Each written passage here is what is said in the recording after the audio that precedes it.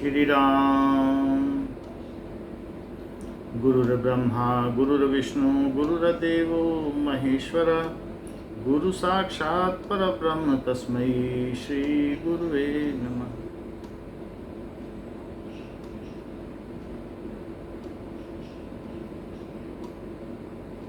सभी साधकों को मेरा नमस्कार, मेरा राम राम।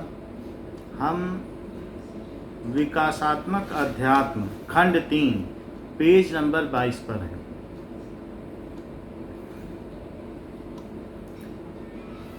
अध्यात्मवादी का मत है कि रूप के विकास की आवश्यकता चेतना के विकास के हितार्थ होती है।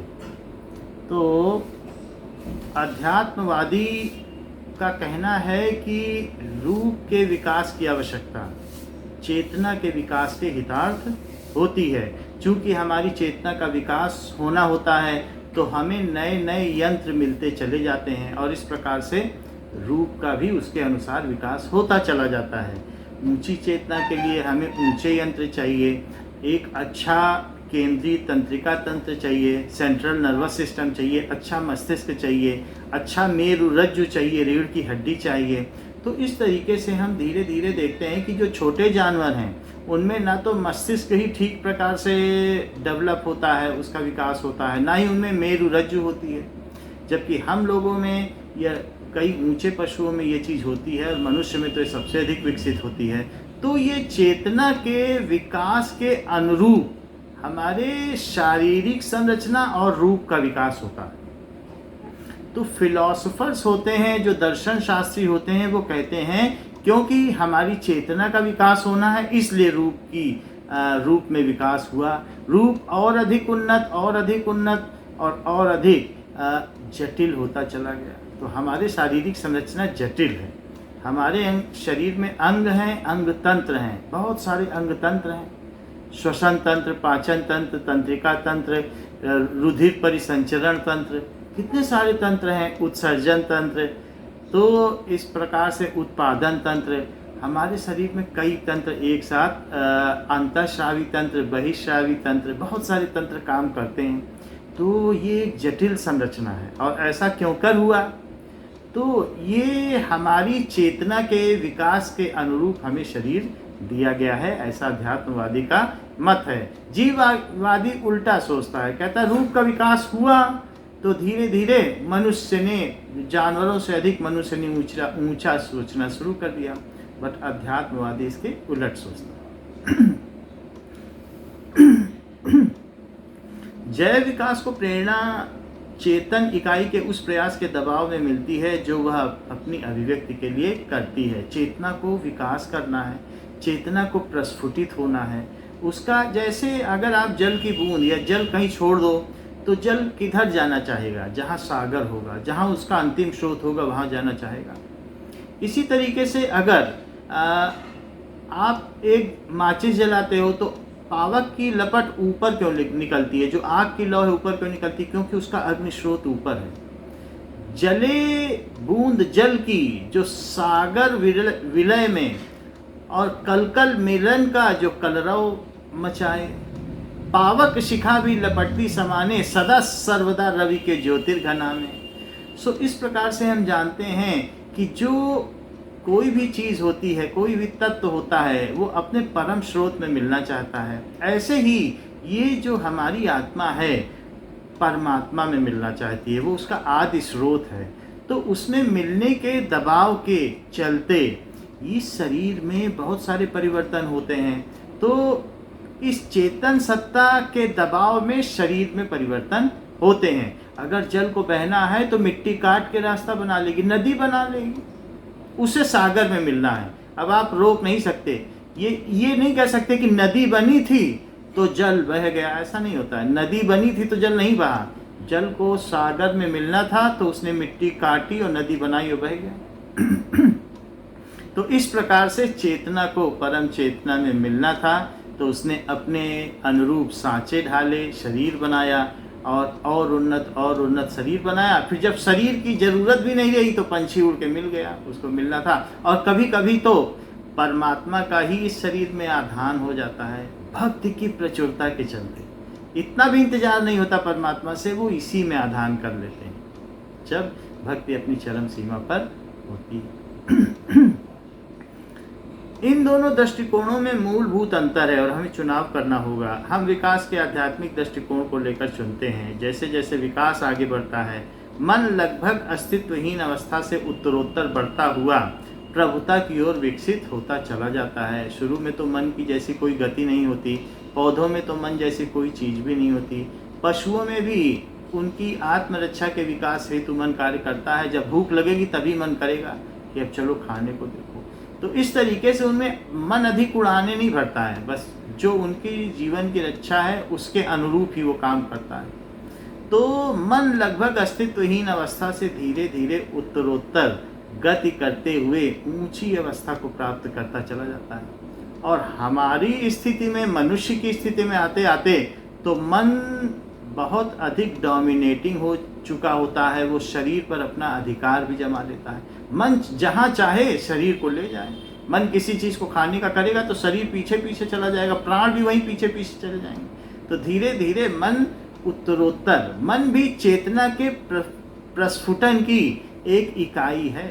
प्राण एक इकाई है, शरीर एक इकाई है, शरीर और विकसित होता गया, फिर प्राण एक इकाई है, मन एक इकाई है, फिर बौद्धिक मन, भावनात्मक मन एक इकाई है, फिर बौद्धिक मन भी उसके प्रस्फुटन की एक इकाई है।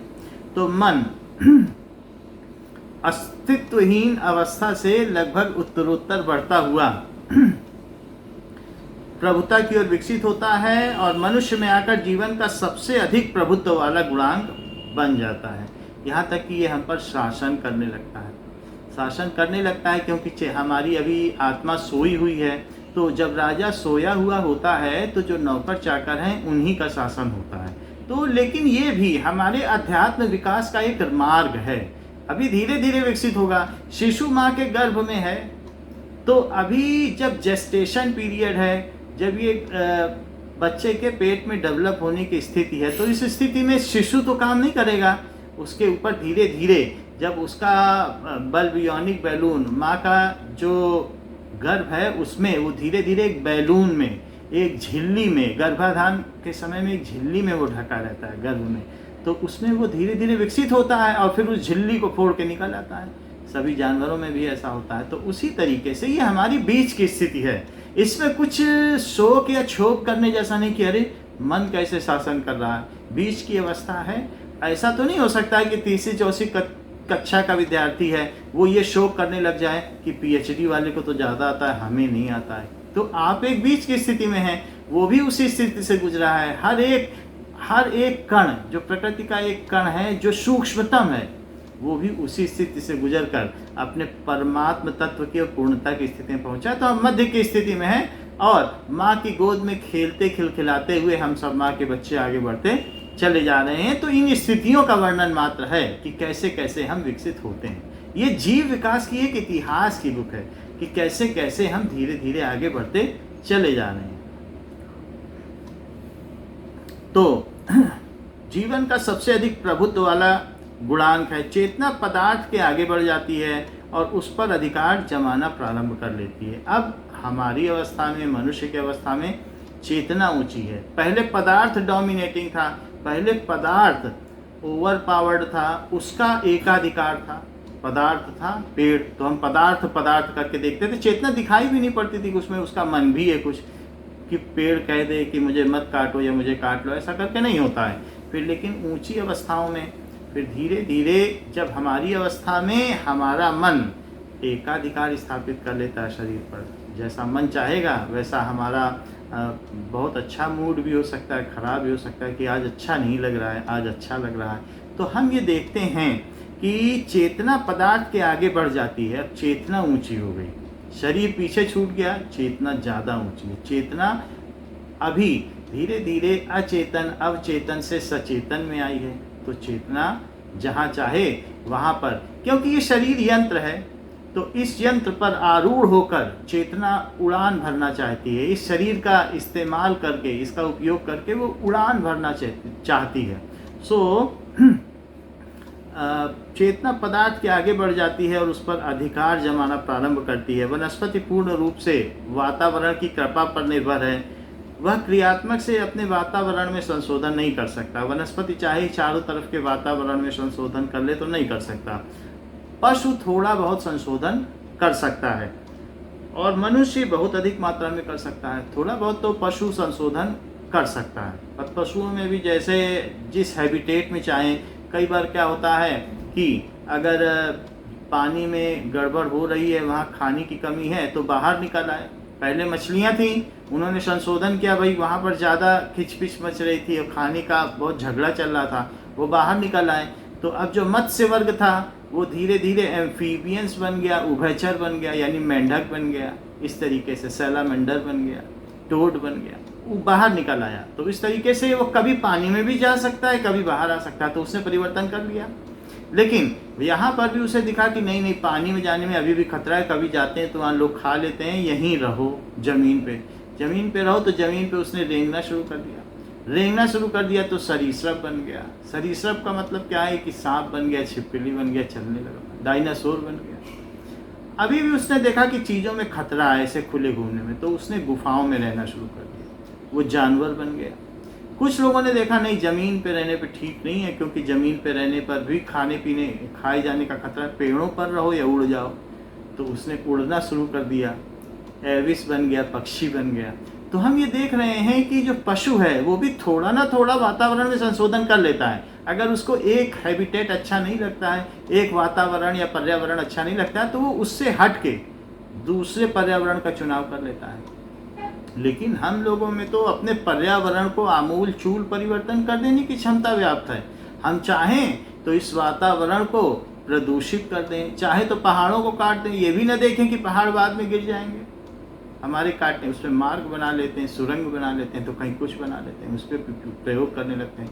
तो हम अपने पर्यावरण को अपने हिसाब से, गर्मी लग रही है एयर कंडीशन लगा लेंगे, अपने पर्यावरण को ही बदल लिया। इस तरीके से हमारे अंदर की चेतना ज़्यादा विकसित है। हम पर्यावरण से छेड़छाड़ भी कर सकते हैं, अपने अनुकूल पर्यावरण को बना लेते हैं। जैसे हमने मन अपने शरीर को अपना दास बना लेता है, वैसे वो सोचता है कि ये जो पर्यावरण है या प्रकृति है वो भी मेरी दास बन जाए। ऐसा क्यों कर होता है? क्योंकि जो प्रकृति है वो परमात्मा की चेरी है और हम परमात्मा के पुत्र हैं, तो हमारे अंदर भी वही चेतना विद्यमान है, वही आत्मा विद्यमान है। तो हमारे अंदर ये एक स्वाभाविक प्रकृति होती है कि ये जो प्रकृति है ये भी हमारी चेरी बन जाए, जैसे परमात्मा की चेरी है। जैसे अगर राजा का पूरा राज्य होता है तो उसका जो बेटा होता है राजकुमार, वो सोचता है ये हमारा ही तो राज्य है, और हम क्योंकि अति समीप परमात्मा के पहुंच चुके हैं। वैसे तो सफ़र लंबा है, लेकिन हम अन्य प्राणी जगत और पादप जगत की बनस्बत उनके अपेक्षा हम अधिक समीप हैं। तो हमें ये बात आ जाना स्वाभाविक है कि हम प्रकृति को भी अपना दास बना लें, अपने अनुरूप बना लें।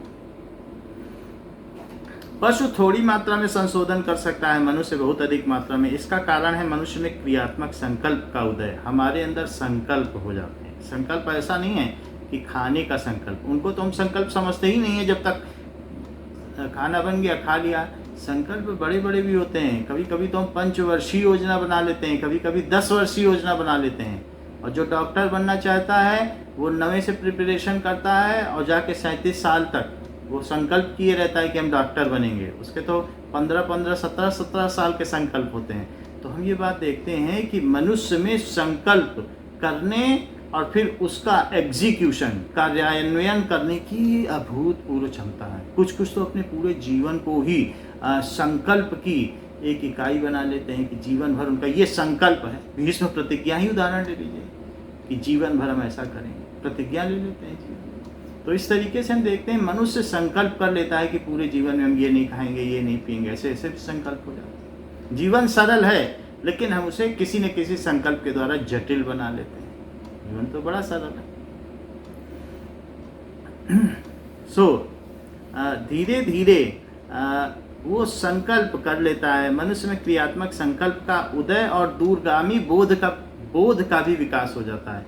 जो चीज़ें नहीं भी हैं उनके बारे में भी हम एंटीसिपेट कर सकते हैं, मस्तिष्क में कल्पना कर सकते हैं कि ऐसा होता होगा, वहाँ ऐसा होता होगा, वहाँ दूसरे ग्रह होते होंगे, निहारिकाएँ होती होंगी, नक्षत्रों का समूह होता होगा, एक अलग ब्रह्मांड भी होता होगा, और न जाने कितने ब्रह्मांड होते होंगे, और उनके बारे में परिकल्पना करना, उनके बारे में एक सुलझा हुआ व्यवस्थित ज्ञान यानी विज्ञान विकसित करना, ये भी हम मनुष्य कर लेते हैं कि हम विज्ञान बना लेते हैं कि ऐसा ऐसा होता होगा। बड़ी परिकल्पनाएं हैं, किताबें देखने जाओ तो लाइब्रेरी में मिल जाएगी, वहाँ पता चल जाएगा कि कितना कितना लोगों ने सोच रखा है। हमारी सोच छोटी पड़ जाएगी, लाइब्रेरी में भरा पड़ा है, अनेक अनेक वैज्ञानिक आए, लिखते लिखते चले गए। कल्पना की उड़ान देखिए, अलग अलग तरीके से कवि की कल्पना होती है, वो कैसे कैसे किस चीज़ को किस चीज़ के रूपक में बना लेता है। लेखक की कल्पना होती है, कितने कितनी कविताएं, कितनी कितनी, कहीं कुछ सामने नहीं है लेकिन वो कथाएं लिखता चला जा रहा है। प्रेमचंद ऐसे लिखते हैं जैसे सामने हो रहा। तो हम देखते हैं कि हमारे अंदर बोधत्व हो जाता है, जो चीज़ नहीं है उसको भी हम सोच पाते हैं, उसकी कल्पना कर पाते हैं, और फिर उसके बाद उसका कार्य, उसका संकल्प कर पाते हैं, संकल्प कर पाएंगे, और फिर उसके बाद हम ये भी देख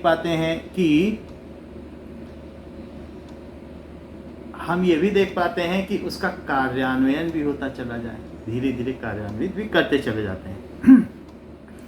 मनुष्य में क्रियात्मक संकल्प का उदय होता है, धीरे धीरे मनुष्य में विचार शक्ति का जागरण होता है और अपना भाग्य विधाता बनने की कोशिश करता है। भाग्य विधाता, हाँ आवाज आ रही है?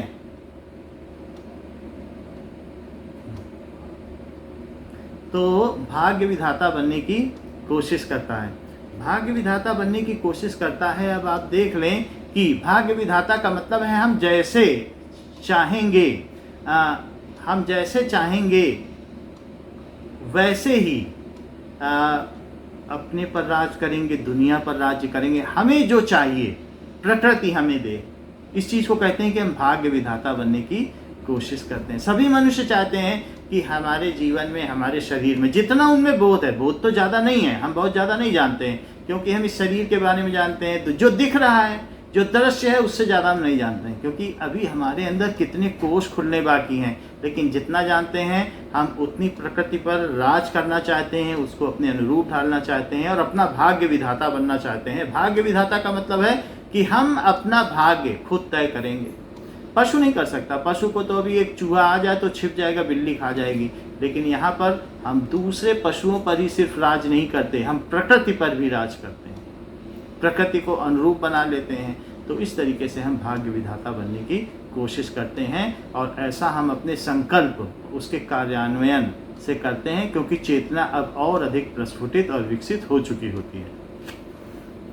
सभ्यता की प्रगति के साथ साथ सचेतन तत्वों का और इसके फलस्वरूप सचेतन मूल्यों का जीवन पर प्रबल प्रभाव होने लगा है। सिर्फ ऐसी बात नहीं है कि हम एक स्तर तक बढ़ रहे हैं और एक व्यक्तिगत तौर पर नहीं बढ़ रहे हैं।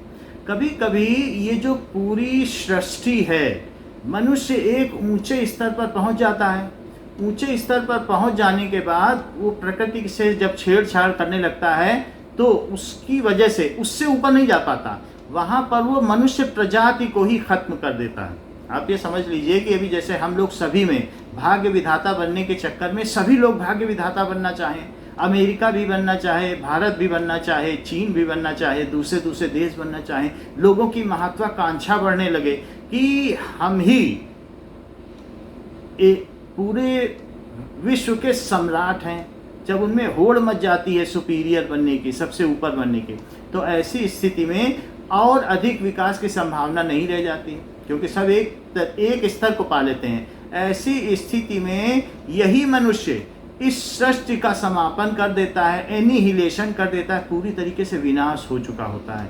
यही धरती अब तक 5 बार कंप्लीट एक्सटिंक्शन को पा चुकी। 5 बार यहाँ पर मनुष्य हुए और 5 बार उनका पूरा विनाश हो गया, छोटे छोटे बैक्टीरिया रह गए। क्यों? क्योंकि अब वो सृष्टि, जो प्रकृति जो बनी थी, वो हमारे और अधिक चेतना के विकास के लिए अनुपयोगी हो जाती है। यानी 5 बार मनुष्य का पूर्ण रूपेण समापन हो चुका है। ऐसा मत समझिए कि डायनासोर का ही समापन हुआ, जैसे माया सभ्यता हुई या इसके पहले की सभ्यताएं हुई। आप देखेंगे तो 5 बार पृथ्वी पर मनुष्य का पूरा समापन हो चुका है। बैक्टीरिया बचे रह गए, छोटे छोटे माइक्रो ऑर्गेनिज्म, छोटे छोटे बैक्टीरिया बचे। फिर से प्रकृति का उदय हुआ। ऐसा क्यों कर हुआ? हम कहेंगे कि मनुष्यों को क्यों समापन कर दिया? क्योंकि जो चलने वाला सिलेबस है, जो पर्यावरण है, जो मनुष्यों का समूह है, वो हमारी और अधिक चेतना को विकसित करने में अक्षम था। तो जो लिखा हुआ है वो मिटा दिया जाता है कि अब हमारे अंदर वो चीज़ कोडेड है, सब कुछ कोडेड है। अब जो नया मनुष्य बनेगा, जो सब कुछ बनेगा, उसके आगे चलेगा।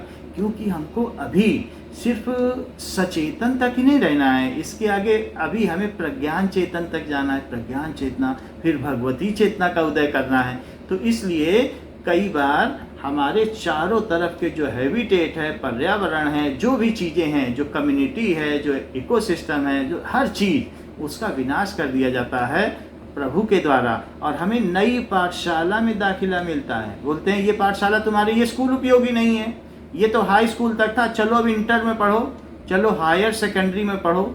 हायर सेकेंडरी पढ़े, बोले अब हटो यहाँ से, अब आपको नई जगह जाना है, अब चलो अब इसे कॉलेज में पढ़ो, अब पीएचडी करो। तो इस तरीके से कभी कभी तो समूचे सभ्यता और संस्कृति का भी विनाश हमारे लिए हितकारी होता है। देखने में ऐसा लगता है ये क्या हो गया, इट इज़ कैटास्ट्रोफिक, ये तो विनाशकारी है। लेकिन विनाशकारी कुछ नहीं है, ये हमारे अभ्युदय की एक नई लेखनी से कथा लिखी जा रही है। साथ ही सभ्यता की प्रगति के साथ साथ सचेतन तत्वों का और सचेतन मूल्यों के प्रभाव जीवन पर होने लगा है। इस चीज़ को हम देख सकते हैं कि जो गुफाओं में हम जाते हैं तो वहाँ पर वो देखने को मिलता है कि वहाँ पर वैसा ही अंतरिक्ष यात्री की तरह हेलमेट लगाए वो वहाँ चांद पर चल रहा है। तो क्या चल रहा है? जब हम उनको देखते हैं, उनके स्पेसशिप को, वहाँ पर खुदा हुआ है, अंकित है पत्थरों पर, तो पता चलता है कि हमसे पहले कई सभ्यताएं आई और न जाने कहाँ कहाँ की उड़ान भर के वापस आ गई। ऐसा नहीं है कि ये कथन मात्र है। जब वहाँ जाके देखो, उन पत्थरों पर लिखा हुआ देखो, तो पता चलता है कि गीज़ा के पिरामिड के अंदर जाके देखो, अरे ये सब तो ये पहले कर चुके थे, 5000 साल पहले कैसे कर लिया। तो सभ्यताएं आई, विकसित हुई, चली गई। तो हम इस तरीके से आगे बढ़ते चले। सभ्यता की प्रगति के साथ साथ सचेतन तत्वों का और उसके फलस्वरूप सचेतन मूल्यों का प्रभाव जीवन पर प्रबल होने लगा है। तो सचेतन मूल्यों का प्रभाव, अब हमारी चेतना बलवती होने लगी। चेतना बलवती होती है, उसके हिसाब से ही मनुष्य की पहचान होती है। पहले ऐसा था, मनुष्य सुंदर है, देखो कितना गोरा चिट्टा है, उससे उसकी पहचान है, अच्छे मूल्यों का है। अब चेतना से पहचान होने लगी, भाई आप कितना पढ़े लिखे हो, क्या डॉक्टरी करते हो, कि क्या करते हो। अब हमारे मूल्य बदल गए हैं, एक दूसरे को पहचानने के मूल्य बदल गए हैं। तो यहाँ पर हम देख रहे हैं कि चेतना और अधिक यहाँ पर डोमिनेट करने लगती है, अपना एकाधिकार जमाने लगती है शरीर पर। तो समाज के मूल्य भी चेतना के आधार पर होने लगे। इस दृष्टिकोण का चुनाव हम इसलिए करते हैं क्योंकि दूसरे दृष्टिकोण की अपेक्षा बहुत से तथ्यों की श्रेष्ठता व्याख्या करता है। जैवी विकास भी इसमें अर्थपूर्ण हो जाता है कि चूंकि चेतना का विकास होना था, इसलिए जैवी विकास जरूरी था और चेतना के दबाव में ही जैवी विकास हुआ है। हम रूप विकास का कारण समझ सकते हैं कि क्यों हमारे अंदर रूप का विकास हुआ है। रूप का क्यों विकास हुआ है? बाकी लोगों में ये अंगूठा, इसके उंगलियों के क्रॉस क्यों नहीं, हम में क्यों क्रॉस मिला? क्योंकि इसके क्रॉस मिलने से हम में अभूतपूर्व क्षमता आ गई पकड़ने की। अब हम चीज़ों को पकड़ सकते हैं, बाकी में सब में समानांतर है, हम में लेटरल है, हम में पृष्ठीय है, और जबकि दूसरों में समानांतर है, वो कुछ नहीं पकड़ सकते। और इस अंगूठे के क्रॉस होने से न जाने हम कितना आगे निकल गए। तो आप कहेंगे रूप विकास क्यों हुआ, बाकियों में तो अंगूठा ऐसे नहीं है, मनुष्य को क्यों मिल गया? तो इस तरीके से चूंकि हम में चेतना का विकास होना था, असीम चेतना का विकास होना था, तो हमको क्रॉस अंगूठा मिल गया। अर्थात अंध व्यापार नहीं रह जाता। तो रूप विकास का कारण समझ सकते हैं, चेतना के दबाव में ये सब हुआ है। हम खड़े क्यों चलने लग गए, बाकी तो ऐसे चल रहे हैं। मस्तिष्क ऐसे चलेगा तो दिमाग काम नहीं करता। जैसे ही हम बाइपोडस बने, 2 पैरों पे चलने लगे, बाकी तो सब टेट्रापोडस हैं, 4 पैर। तो उनका जो धड़ है और सर है समानांतर है, ऐसे में मस्तिष्क ज़्यादा नहीं सोच पाएगा। सांप को उल्टा कर दो, निर्जीव है। सर को सबसे नीचे कर दो शीर्षासन में, कुछ भी नहीं समझ पाओगे। शीर्षासन में कोई पढ़ के दिखा ले। तो हमारा सर सबसे ऊपर है, उससे जो हमारे तंतु हैं वहाँ रक्त सबसे कम पहुँचता है मस्तिष्क में, और वो मस्तिष्क सुलझी हुई चीज़ों को सोच पाता है। तो इस तरीके से हमने देखा धीरे धीरे धीरे धीरे धीरे धीरे उठता उठता जो प्राणी जगत से धीरे धीरे मानव जगत की ओर विकसित हुआ तो सीधा हो गया। ऐसे और भी प्राणी हैं, बंदर है, चिंपैंजी है, वो भी अच्छा सोच लेते हैं। तो हमने देखा कि चीज़ों में जैसे जैसे तंतुओं का, हमारी केंद्रीय तंत्रिका तंत्र का विकास होता है, सेंट्रल नर्वस सिस्टम का विकास होता है, अंगूठे का क्रॉस मिल जाना होता है, ऐसी बहुत सारी चीज़ें हैं। हम अपने बहुत पहले के मनुष्यों से बहुत अधिक विकसित हैं।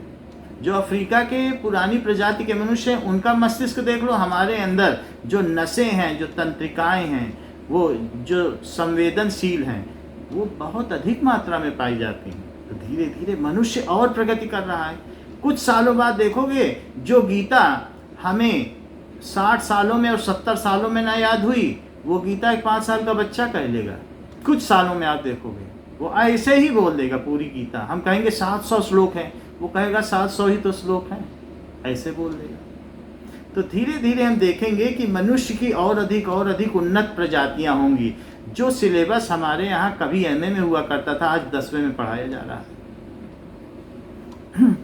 इस प्रकार विकल्प का चुनाव हम इसलिए करते हैं क्योंकि चेतना हमारे अंदर विकसित होती जा रही है। हम जीवन को इसलिए करते हैं क्योंकि जीवन को अर्थ प्रदान करता है और अस्तित्व को उसकी महत्ता, ये जो हमारा अस्तित्व है उसको महत्व, ये सोद्देश्य क्रिया बन जाती है। ये हम ऐसे ही रेंडमली या ये दृश्य नहीं चलते चले जा रहे हैं कि किसी भी दिशा में, ये उद्देश्य पूर्ण क्रिया है।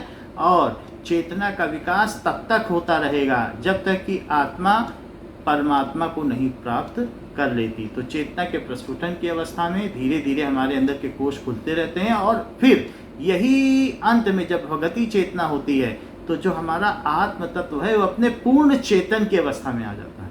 शरीर पर, शरीर के यंत्रों पर, प्राण पर, मन पर, बुद्धि पर, प्रज्ञान चेतना पर, इसी तरीके से सभी पर उसका अधिकार हो जाता है। जो हमारा आत्मा है, आत्मन्येव आत्मना तुष्टा, आत्मा उस समय सबकी स्वामिनी बन जाती है। जो असली मालिक है, जो असली राजा है, जो सोया हुआ था, इस चेतना के विकास से, यानी बहुत सारे नौकर चाकर इस ही प्रयास में लगे हैं कि हमारा सोया हुआ राजा जाग जाए। और जिस दिन वो जाग जाएगा, आत्मा जाग जाएगी, वो सारे नगर पर अधिकार कर लेगी। ये एक नगर ही तो है।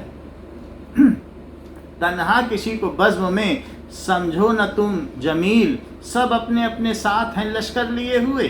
तो ये पूरा शरीर जो एक लश्कर है, एक सेना है।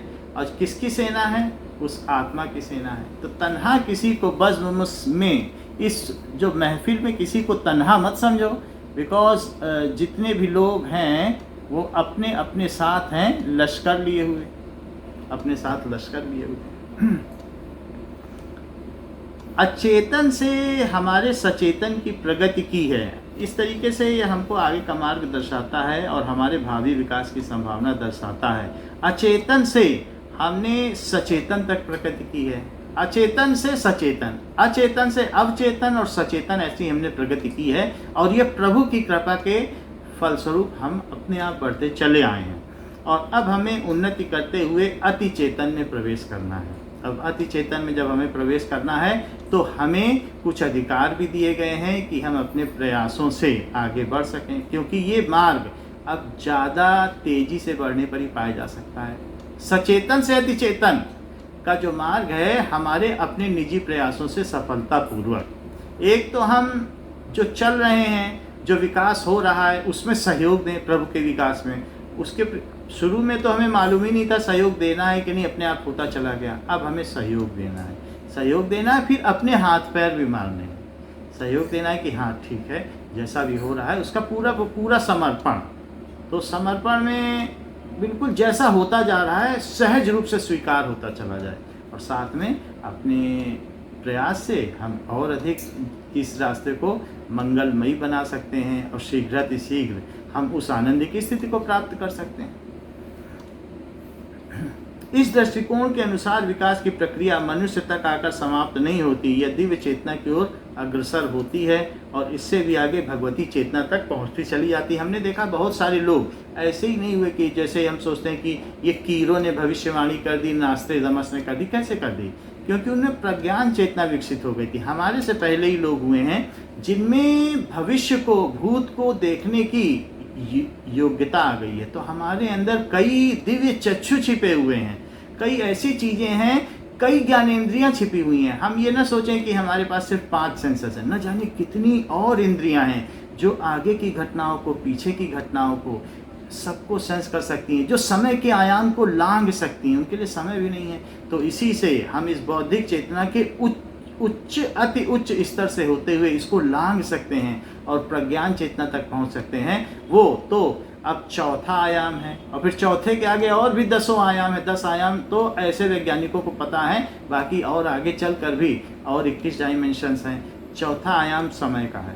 तो सफ़र लंबा है और न जाने कितनी बार इस सृष्टि का भी विलय होना है। ऐसे पछतावा मत करना कि पूरी सृष्टि विलय हो जाएगी तो मनुष्य का विलय हो जाएगा। न जाने कितनी बार इस स्लेट पर लिखा जाएगा और मिटाया जाएगा, क्योंकि अंत में पूर्णत्व को प्राप्त करना है। अभी तो ये 5वीं बार एक्सटिंक्शन होना है। एक्सटिंक्शन का मतलब पूरी तरीके से सृष्टि मिटनी है और बैक्टीरिया रह जाएगा, फिर से सब कुछ बनेगा।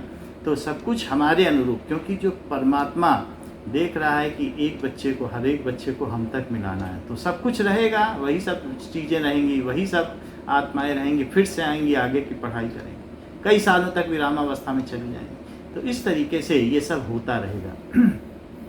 हम उन्नति करते हुए अति चेतन में प्रवेश कर सकते हैं। इस दृष्टि कोण के अनुसार विकास की प्रक्रिया मनुष्य तक आकर समाप्त नहीं होती, यह दिव्य चेतन की ओर अग्रसर होती है और उससे भी आगे भगवती चेतना तक बढ़ती है। सचेतन मन इस सीढ़ी का एक सोपान मात्र है। ये चेतना सिर्फ सचेतन तक नहीं है, अभी आगे ये दिव्य चेतन में जाएगी। दिव्य चेतन प्रज्ञान चेतना की जैसे हमने बात की, हमारे अंदर कई ऐसे भी संत हैं जो कई चमत्कार कर लेते हैं, लेकिन चमत्कार अंत नहीं है। चमत्कार तो वो हम हैं, ईश्वर के एक कण हैं, अंश हैं, तो हम चमत्कार कर सकते हैं। ईश्वर तो बहुत कुछ कर सकता है, तो वो अंत नहीं है। अगर कोई सोचे कि हमने तो 12वां पढ़ लिया, अब तो हमने तो 12वां पढ़ लिया, ऐसा नहीं है। जब तक अंतिम पढ़ाई तब तक पढ़ना है, तो वहाँ रुकना नहीं है, कहीं पर रुकने का नहीं है। ये एक ऐसा सफ़र है जो अंतिम आनंद की अवस्था तक पहुँचाने वाला है। तो ना हमें किसी की ओर झुकना भी है कि चमत्कार कर लेता है, ये सहज है। जैसा वो कोई कर भी लेता है वैसा हम सब में मौजूद है। हम अपना सफ़र करते चले जाएं, ये सहज अवस्था है। तो हम इसके आगे दिव्य चेतन की ओर बढ़ेंगे और उसके आगे भगवती चेतना तक बढ़ेंगे। भगवती चेतना में हमें इस बात का आभास होगा कि ये सब जो पसारा है ये हमारा ही बनाया हुआ है। वास्तव में जिस भगवान की हम आराधना करते थे वो भगवान हमारे ही अंदर आधान कर लेता है, हमारे कण कण में आधान कर लेता है। तो आत्म तत्व का उस परमात्म तत्व से हमारे हृदय के अंतर कोशों में कहीं अंतर गुहा में मिलन हो जाता है। तो इस तरीके से हम देखेंगे कि वो जो चीज़ जो हम दो जाना करते थे, द्वंद्व है, द्वंद्व, मैं तू, मैं भक्त हूँ, तू भगवान है, वो सब एक हो जाता है। फिर जब पति पत्नी का मिलन हो जाता है, एक हो जाता है, दो नहीं रहते कहीं पर। उसी तरीके से भक्त भगवान का एक हो जाते हैं। तो ये बात कही जाती है कि निर्द्वंदो नित्य सतस्थो, दो है ही नहीं, दो तक झूठा है। जब एक हो जाए तो सच्चा है, दूसरा कहाँ होगा, दो की संभावना भी नहीं। इस तरीके से और आगे भी है, सचेतन मन इस सीढ़ी का एक सोपान मात्र है। हम अभी एक सीढ़ी पर हैं, इस तरीके से बताया गया कि एक सोपान मात्र है सचेतन मन, और हम और आगे बढ़ते चले जाएं। श्री राम। सर्वे भवन्तु सुखिनः, सर्वे सन्तु निरामया, सर्वे भद्राणि पश्यन्तु मा कश्चित्